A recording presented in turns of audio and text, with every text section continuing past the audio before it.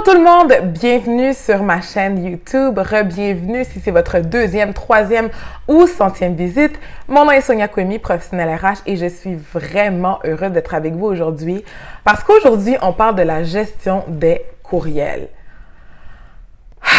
Mes boîtes courriels me rendent absolument dingue, complètement crazy et je suis certaine que je ne suis pas la seule dans cette situation-là. Et on dirait depuis la pandémie, c'est pire. Et c'était tellement grave que je me suis dit que je vais faire des recherches. Et au fur et à mesure des recherches, des articles que j'ai lus, j'ai remarqué, j'ai constaté en fait que dans plusieurs recherches qui ont été établies, en fait, on détermine que depuis la pandémie, avec le nouveau mode de travail, on reçoit en moyenne 30% plus de courriels qu'avant. Guys, it was already crazy. Donc, imaginez 30% plus de courriels. We need to find ways to be able to manage all of those emails parce que ça ne fait absolument aucun sens. Et si, comme moi, vous vous êtes retrouvé dans une situation où vous regardez votre boîte de courriel et vous vous dites Is my only option to delete everything or... Je sais que vous avez déjà été dans cette situation et si c'est le cas, vous voulez voir cette vidéo parce que je vais vous donner 5 trucs que j'ai commencé à mettre en application et pour lesquels je vois déjà des résultats. But before we get into my tips and tricks, si vous êtes déjà ici, je vous encourage fortement à appuyer sur le bouton subscribe parce que ça aide à faire grandir cette chaîne avec plus de gens, et à donner un thumbs up parce que c'est toujours motivant. Truc numéro 1, établir un horaire des courriels. C'est sûr que vous avez déjà entendu ce truc-là, mais je suis certaine que vous ne l'avez pas mis en application. Avoir un horaire pour regarder ses courriels, c'est hyper important. Parce que quand on commence à avoir un courriel, on rédige une réponse, ça amène à un autre truc, qui nous amène à un autre élément, qui nous amène à quelque chose d'autre à faire, qui nous amène, et on pensait répondre à un courriel en 2 minutes et finalement on se retrouve 25, 30, 1 heure plus tard, toujours en train de faire ses courriels.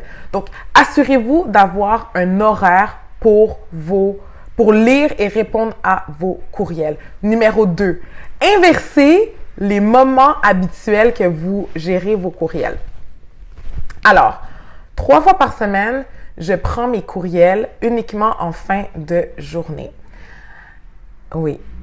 Ça a été vraiment difficile au début. J'ai commencé avec 1 journée par semaine et puis là, je suis rendue à 3 jours par semaine et ça commence à bien aller, même si ça a demandé de l'adaptation. Ce que j'ai remarqué, en fait, c'est qu'à partir du moment où je prenais mes courriels en fin de journée, c'est-à-dire j'avais un bloc de 15 heures, à partir de 15 heures pour regarder mes courriels, j'ai réalisé qu'en fait, il y a plusieurs dizaines de courriels qu'on m'envoyait en début de journée, que les gens ont fini par trouver les réponses, répondre à leurs questions. Finalement, ils ont cherché dans un document, ils ont regardé des anciens courriels que j'avais envoyés. Bref, ils ont été en mesure de résoudre leurs problèmes durant la journée.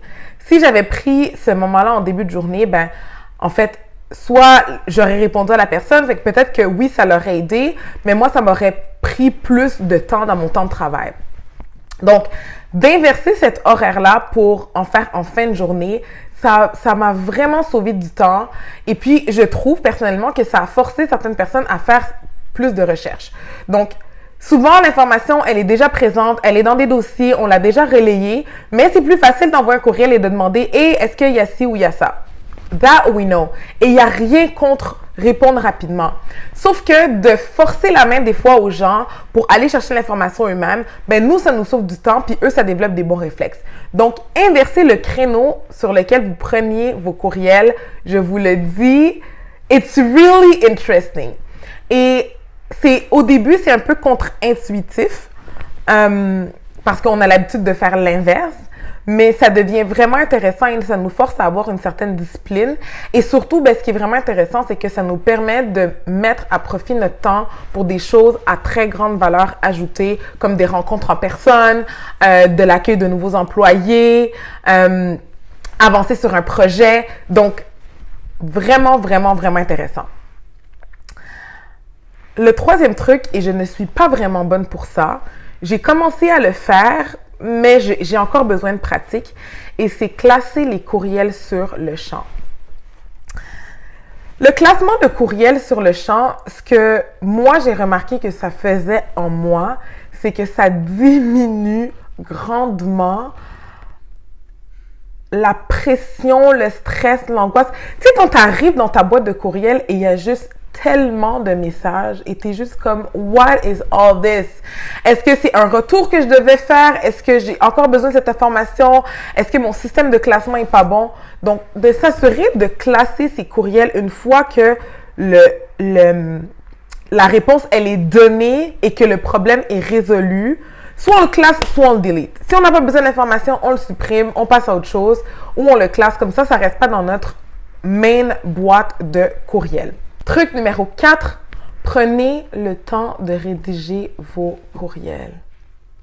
Guys, je sais, on en reçoit tellement, on répond rapidement, on veut passer rapidement au prochain courriel pour diminuer le nombre qui est en haut à droite, en gros.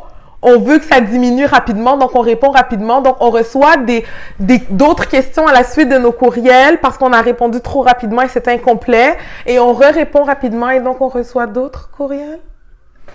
On est tous dans le même bateau.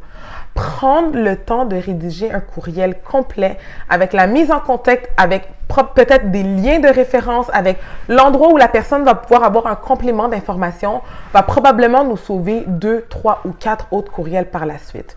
Donc, prenons les quelques minutes nécessaires pour être en mesure de donner toute l'information à la personne qui en a besoin. En plus de nous sauver des échanges de courriels, ça va éviter de la frustration à un collègue, à un partenaire, à un collaborateur. Donc, prenons notre temps pour vraiment bien rédiger et mettre en contexte. On va tous y gagner. Et le truc numéro 5, demandez de ne plus être mis en CC pour les choses qui ne sont pas nécessaires. Guys, il y a littéralement,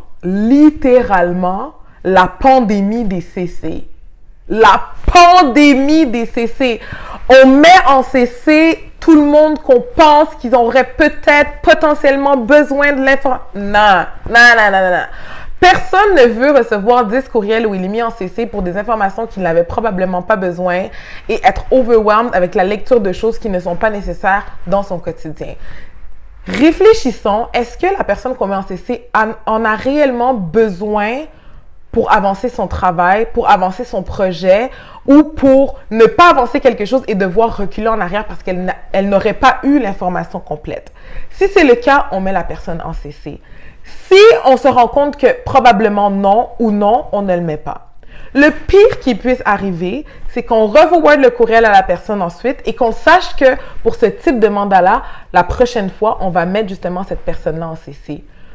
Elle va vous remercier, vous allez être remercié parce qu'on va arrêter de vous mettre en CC pour des choses qui ne sont pas nécessaires et tout le monde en sera absolument ravi. Donc, on travaille collectivement ensemble pour arrêter cette pandémie des CC parce que ça ne gagne personne. Alors voilà, c'était mes 5 trucs que j'ai commencé à mettre en application pour m'aider dans la gestion des courriels qui, je suis certaine, vont contribuer aussi à votre gestion des courriels. Et c'est un travail en continu, hein. C'est pas parfait du tout, mais en mettant en application ces trucs-là, on finit justement par trouver une vitesse d'allure qui nous convient et à retrouver un bonheur à ouvrir sa boîte de courriel. Laissez-moi savoir dans les commentaires si vous voulez une partie 2 parce que j'aurai 5 autres trucs à vous donner. Et surtout, n'oubliez pas de partager avec une personne qui est complètement overwhelmed par sa boîte de courriel. Elle vous en remerciera. Je vous dis à très bientôt dans ma prochaine vidéo. Bye bye!